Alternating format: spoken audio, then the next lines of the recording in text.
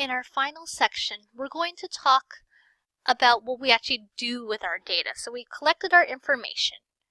Now, what do we do with it? What does the data mean? What story does it tell us? Data is just data. It can't tell us what's important or what it means. Now we have to develop our findings by using interpretation. In other words, what does that data mean? What story does it tell us? Our ultimate goal is to make that data useful for us. So we gotta say and figure out what is it telling us. The type of analysis you will do effectively is based on the type of data you have and your research question. So qualitative data will be analyzed for its content and types of connections you find. Quantitative data will be analyzed for its numerical differences and perhaps used to predict future trends. For example, you may be simply comparing the quantitative differences in units between actual sales and the benchmark set in previous objectives. So, how are sales? Quantitative.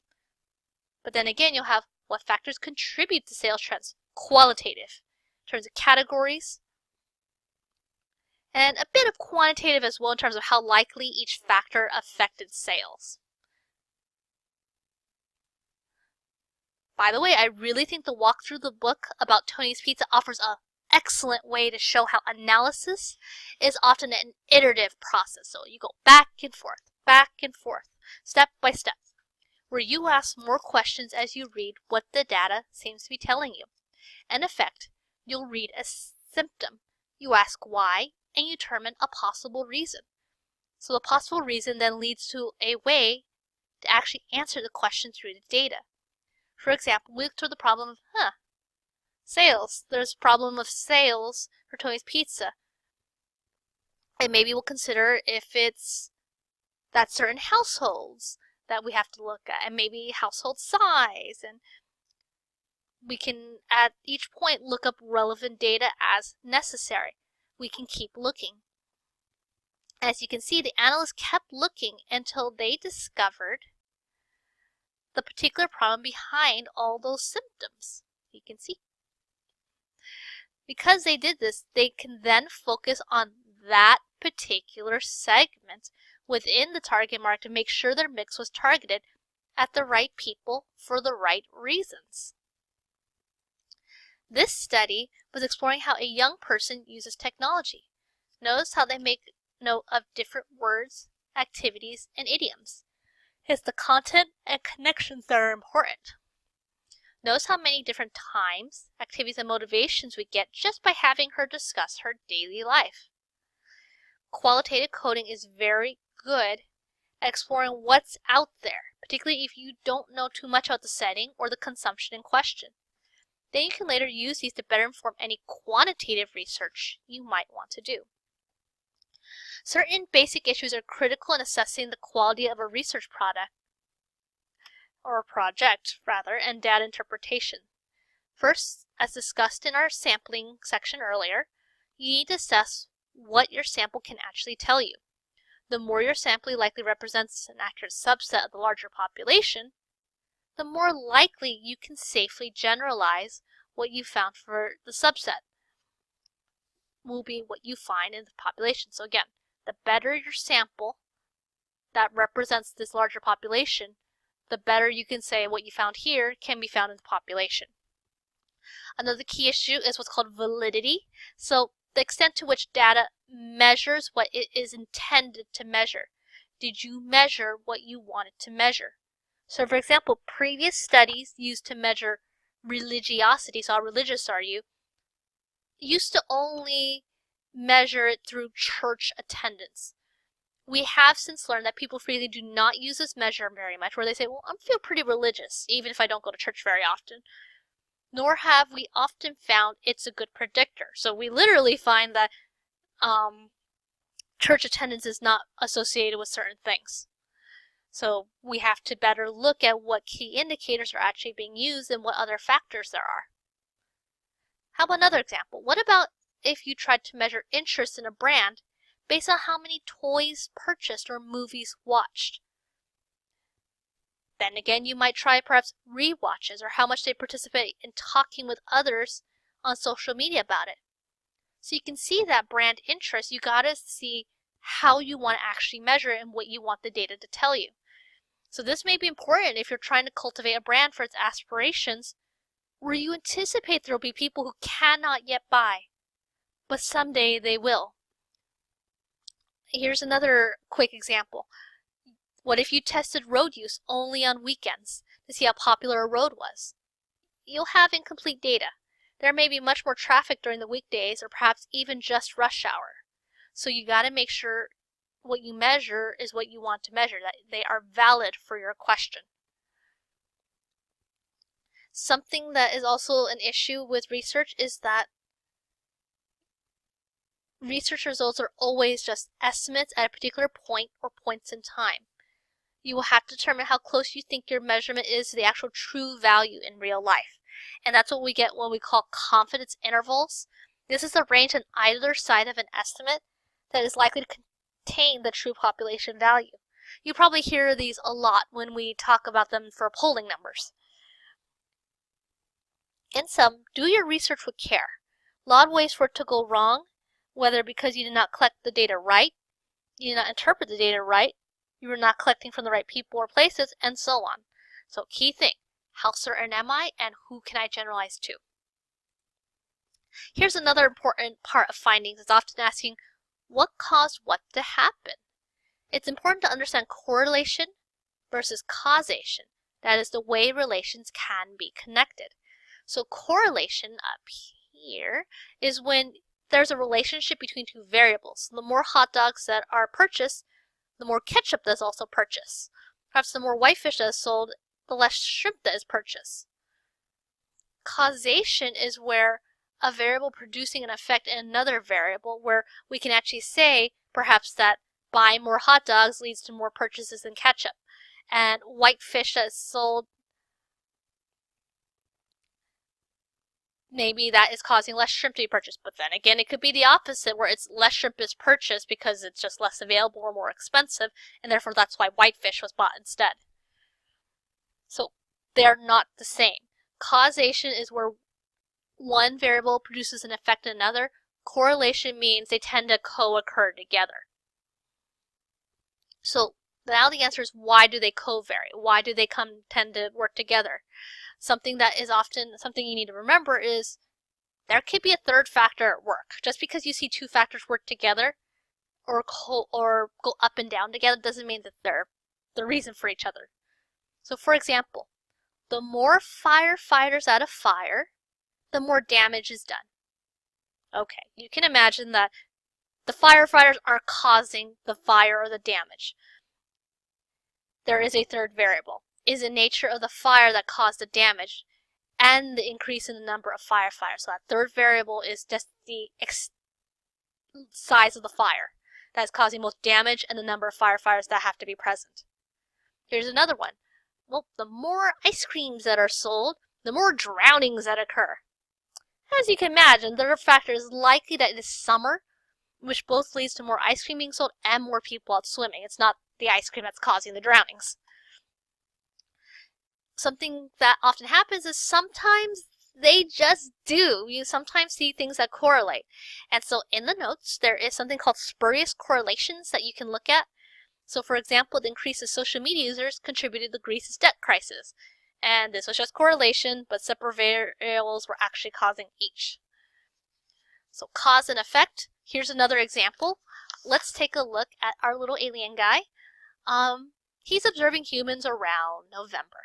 He notices a huge spike in shopping activity starting in November after people eat lots of food. Then a month later, there's a big event with gifts around a tree that people drag into their homes. Ergo, the little alien decides that all that shopping and limeway must have led to Christmas gift giving. He is still thinking of a hypothesis, and the alien might even see it happen over and over again. But, as we know, the Christmas holiday comes first, and people shop in anticipation of that holiday. So in sum, research is built on hypotheses, our sense of what's going on or how things are related. Our tools are built to measure these things that tend to happen together, but they won't actually do the thinking for you. So for these, we know that people anticipate the Christmas holiday and that's why they go shopping. This is the cause for the shopping, not the opposite, at least in that way. So it's easy to mix up if something is actually causing something else, whether based on ordering or that mysterious third variable. An important part of developing findings now is communicating your findings. So the following table says it is for the top 5 social network sites for men and women in 2009. So what do you think? Does this make sense to you? Why or why not? So have you thought about it for a bit? It depends how you read the title. For some of you, this made perfect sense. You read the table and go, oh yeah, that sounds like it. For some of us, we likely suspect we may be reading it wrong since for us, or for me at least, the top may represent the quantity of people. So I went, oh, I didn't know people use that. After all, 2009 seems to be far away, and it's starting to be, but many in the general public were already using social media by then. So were these sites really that popular? So I know for me, I looked and went, Slashdot, really? The site which the computer programmers in my social network hold in such high regard for as a source of tech and coding information? Are there that many men who like in-depth tech and coding discussions? So, on the other hand, many of you probably realize, well, let's look further into the data. Effectively, what they meant is these are the top sites based on gender disparity. So when they say top, they mean more women versus men use Bebo, MySpace, etc. versus more men use Slashdot, Reddit, Dig. This was in 2009, of course. The information from 2009 threw me off, but on seeing the updated 2012 one, I likely would have figured it out much faster, even without this much better chart that illustrates that it is a matter of gender difference. You can see Pinterest and Goodreads for more women to men, and Slashdot, Hacker News, and Stack Overflow for men versus women. This is why you should always check your data. Likewise, when you are drawing up titles or choosing whether to offer a table or different type of chart, you need to really make sure it conveys what the data is saying. It's terribly easy for others to misconstrue your data with poor communication. So here's an example of how we can use data in our projections. This is a linear trend where you see what's called a best fit line. So this line right here.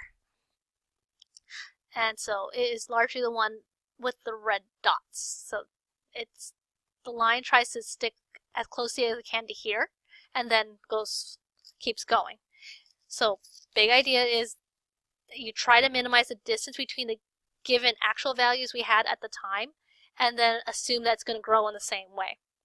As you can see, it assumes all the previous conditions were the same, and obviously after 2000, a major condition changed that affected the sales data where we see that the linear trend line really didn't work. We are now way below what we have anticipated. So you don't have to use a linear trend. Usually we can change the weights or make other assumptions. When I worked at a real estate consulting group, we made 2 estimates based on what we thought the government might do to interest rates. However, we also knew the limits of our data, and that became a boundary condition where it was most extreme change likely, given we did not anticipate the government to actually change the rates very much or at all. It was not the happiest of meetings because it wasn't very good news, but the presenting team related that the higher ups were happy that we had the data to move forward with our marketing decisions. And I have a separate set of slides on sales forecasting if you want to learn more about it. So final step in our research process is, what do we do? What does our data suggest we actually should do? So in this last step of the research process, managers use the research results to make recommendations that guide marketing decisions. Like the marketing plan, it shouldn't just sit there. You have to interpret and continually revisit the findings and their assumptions as necessary. So in sum, remember, research is ultimately meant to help you make your decisions. So that is always what it is tied down to. But we also have to be careful. Here's an example where findings and actions may seem clear-cut, but you might not have the entire story. It's important to remember that you often need to have studies that approach the problem from different angles so they can speak together. Then you can understand the fuller story. So this one's a infamous marketing example. In the mid-1980s, Coca-Cola was doing tons of taste tests, experiments, and people kept preferring the sweeter taste that Pepsi usually offered. So Coke created a new, sweeter tasting cola. During blind taste tests, people liked the new flavor. It was important that it was blind, that the consumer did not know the brand because they were only judging the taste. But when the new Coke was met with tons of pushback, then they had to realize what was going on. Coke had not realized the brand appeal that Coca-Cola had as a nostalgic, timeless brand, and that people gained a great deal of value from more than just taste. Coke swiftly did away with New Coke and went back to Coke Classic. The experiment was sound, but another variable, customers' nostalgia toward a brand, was even more important in this case. So if you like, this is Coca-Cola's version of their story. And in sum, it's important to make sure you triangulate your data. Bring together data, ensure it tells you the full story. Some data methods are good at telling you a specific part of the story, but you must know not just how much, but what might be important to your customers, suppliers, or who or whatever else you are studying. So let's end with an activity, just to check in on your project, and yes, it includes those of you who are in teams of 1. Keep in mind you need 10 secondary sources, and each person in the group must have data from 2 or more customers. This is a good time to start making a research plan if you haven't already. So think about it. What kind of information do you need for your project? Target market, external conditions, competitors? I know 10 seems like a lot, but it's pretty easy to get 10 secondary sources if you start thinking about all those different factors you might want to learn about. If you need help, please feel free to reach out to me. The University of Laverne librarians are also happy to always talk. They will set up meetings or chat through their little live chat window. So you don't have to worry about doing it during certain hours. You often have that greater access. So regardless of the position you're in an organization, it's very useful to be able to find, interpret, and use data. Whether you buy research, want to evaluate the worth of the data, or perhaps you're just trying to look for new opportunities and you want to, when you're reading the news, say in the Wall Street Journal or whatever business trade pub you're reading, you want to be able to make sure you know what's going on. And if you want, make sure you keep in mind the particular methods that may work for your particular project, and that some of your team members or yourself might have different abilities or access that others may not. So look around, see what you've got. Now here are the looking back slides. As always, take a look at each of these questions. Not sure how to answer them? Go ahead and go back to the relevant section. Try your hand at answering them by writing out what you would say, or perhaps assume it was an email by a colleague. Imagine them asking something like, wait, why should we do marketing research? Or what do you think we'll find by doing interviews? If you like, you can even imagine someone asked you in person and speak your answer, for those of you who feel more comfortable speaking. My email is llouis@laverne.edu, so please feel free to email me or touch base with me if you have any questions, or hit me up on, or rather, click on the question and answer discussion board if you have any concerns or questions that we can help each other with. So thank you again for listening, and I hope you found something interesting and that you have some exciting ideas for your upcoming research. This is your instructor, encouraging you to have a good rest of your day and to run with these ideas.